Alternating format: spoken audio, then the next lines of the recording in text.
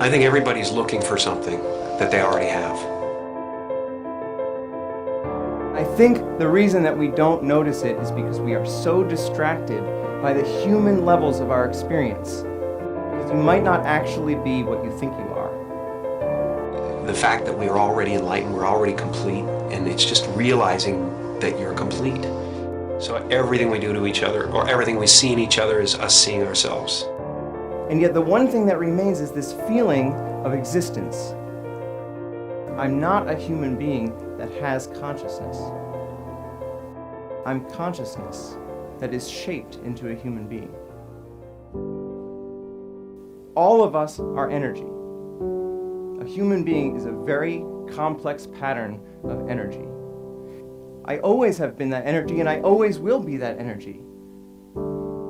I know this conceptually. Why don't we feel it? And just like an ocean is water in motion, we can call a certain part of that ocean a wave, but it gives us the illusion that the wave is a separate entity in the ocean. But a wave is not in the ocean, a wave is the ocean. And similarly, we might not be waves. Maybe we're the ocean. Maybe all of us are energy, and we can realize that directly. All suffering is based on the illusory separation that there's an individual in the environment, that there's a person that has to survive, that this specific collection of 1,000 trillion atoms has to hold itself together. But if I realize directly that I am energy, and I realize that the body and the mind are a temporary manifestation of that energy, then I can fully accept the death of the body and mind as something that does not happen to me, because I was always energy and I always will be.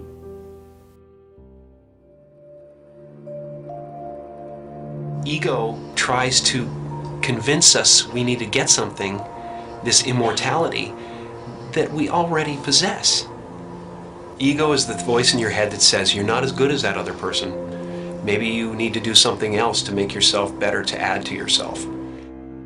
You know, and that's what it constantly is doing. It's trying to keep you from being you and me right now, loving this and loving this life.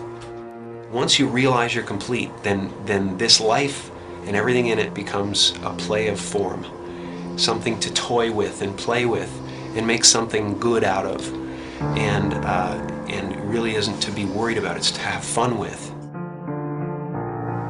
You know, everyone is looking for God. And everyone is God, and that everyone is it. It's just now, what do you want to do? And once you realize that, then there's nothing you need. There's just play. You know, nothing you do is going to add anything to you. Right. And nothing you do is going to take anything away from you. So there really is nothing to do except play. And so the only moment that mattered to us was right now. I think this experience is so important and powerful that every religious tradition at its core has been trying to convince us of its importance. And if it's true, if the true end of all human psychological suffering is actually possible, it is the most important thing science could be studying. Maybe it's possible that within our lifetimes we could actually eradicate human suffering.